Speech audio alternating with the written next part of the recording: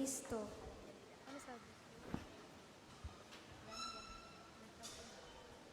Magandang hapon po sa inyong lahat. Maliwanag ba? Maliwanag, naintindihan nyo? Hello? Hi? May mga taong kapani-paniwala, subalit mayroon ding mga taong hindi kapani-paniwala. Tama po ba yon?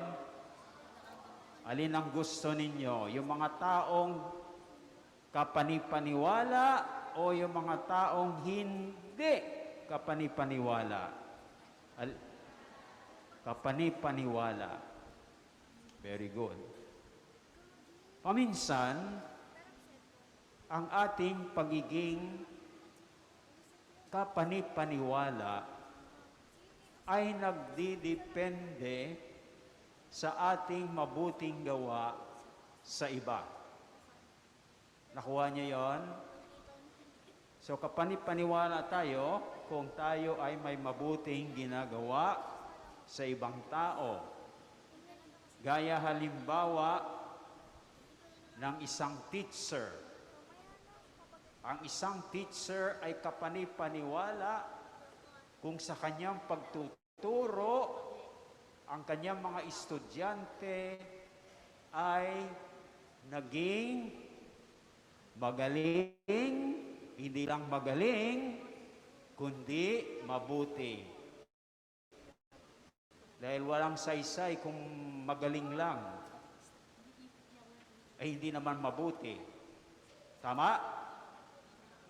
Dapat magaling at mabuti.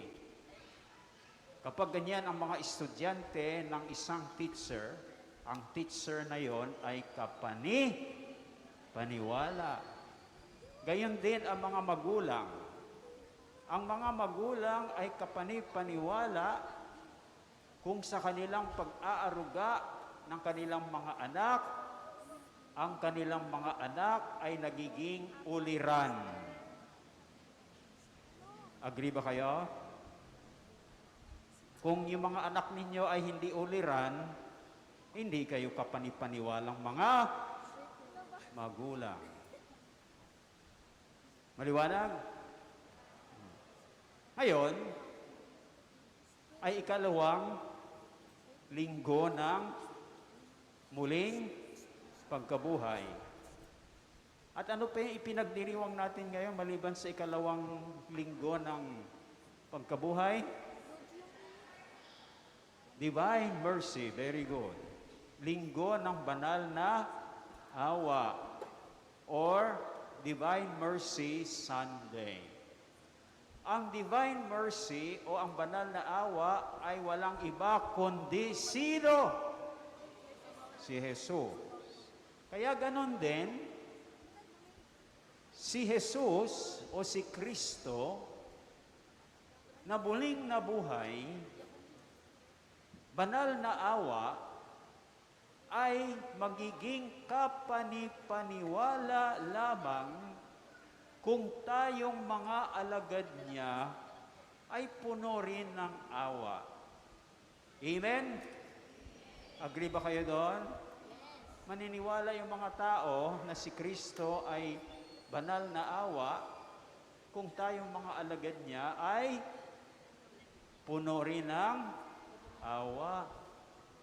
So, yan ang isa sa mga aral na nais iparating sa atin na mga pagbasa ngayong ika-2 linggo ng muling pagkabuhay. Kaya dalawa ang tatalakayin natin. Una, si Kristo na muling nabuhay, banal na awa, ay punong-puno ng awa. Agree ba kayo? O, patunayan niyo mamaya, ha? At mayroon bang mga alagad si Kristong muling nabuhay na puno rin ng awa. Mayroon ba? Yan din ang sasagutin nyo mamaya. Una, si Kristo o si Jesus na muling nabuhay, banal na awa ay punong-puno ng awa. O sa aling pagbasa natin ito? Saan? Very good. Ayon kay? Very good. Very good, Area 3. Malakas kayo. Lakasan naman ninyo dyan. No? Area 4, matahimik. Area 5, matahimik din. Magparamdam naman kayo. No? So, ayon kay San Juan. Sa mabuting balitang ito, sino-sino ang nangangailangan ng habag? Very good. Yung mga alagad. Saan ba yung mga alagad na ito? Sila ay nagkakatipon sa isang bahay. O bakit nagkakatipon sila roon? O bakit takot sa mga Hudyo? Akala nila patay pa rin si Jesus Christ. Takot sila dahil baka ang ginawa kay Jesus ay gagawin din sa kanila. Pero dapat matakot din sila kay Jesus. Hindi po ba? Marami silang atraso kay Jesus. Ano-ano bang ginawa nila na may maraming atraso nila sa ating Panginoon? Lahat sila iniwan si Jesus Christ nung siya'y hinatulan na mamatay sa krus at nung dinanas niya ang kanyang pagpapakasakit. Wala, iniwanan siya ng kanyang mga alagad. Ano pa? Sino ang nagtatwa? Si Apostol Pedro. Sino ang nagduda na siya'y muling nabuhay? Si Tomas. Talagang marami silang atraso. Humingi ba sila ng tawad? Hindi. Pero kahit na hindi sila humingi ng tawad, dito makikita natin na ang Panginoong Jesucristo ay punong-puno ng awa dahil siya mismo ang lumapit sa kanyang mga alagad. Kung tayo ay nangangailangan ng awa, dapat tayo ang lalapit. Dapat yung mga alagad ang lalapit. Ay sinong lumapit? Kita nyo, ganun ka maawain ang Panginoon. Siya na mismo ang nag-reach out. At alam niya na takot ang kanyang mga alagad. Anong habag o anong awa na ipinakita niya? Sinabi niya sa kanila na sumain niyo ang kapayapaan. Ilang beses niya sinabi yon? 3? Sigurado ba? Nung unang pagkakataon, 2. Pero yung sumunod ay 1. Kaya, 3 beses. Dahil sa mga ginawa nila, nilaglag ba silang lahat ni Jesus? Hindi. Itinuring pa rin sila na kanyang mga sugo. Di ba sinabi diyan sa Ebanghelyo, kung ako ay sinugo ng Ama, isinusugo ko rin kayo. So, sugo pa rin.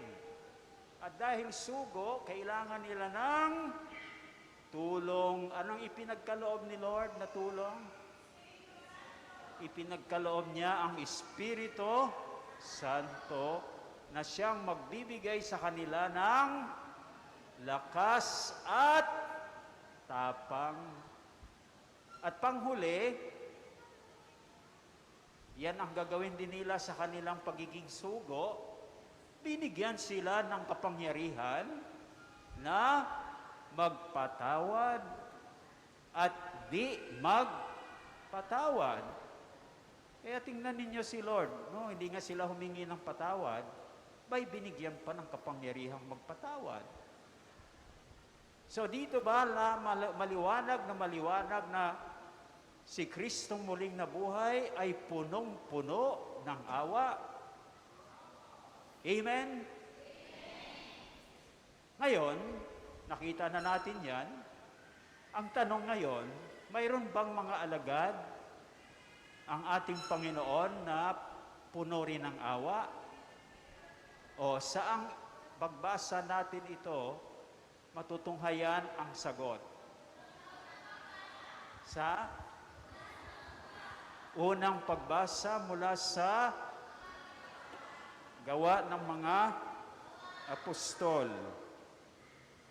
So ito yung mga alagad ng ating Panginoon na wala na siya dito sa mundo. Siya ay umakyat na ng langit. So ito yung mga unang Kristiyano.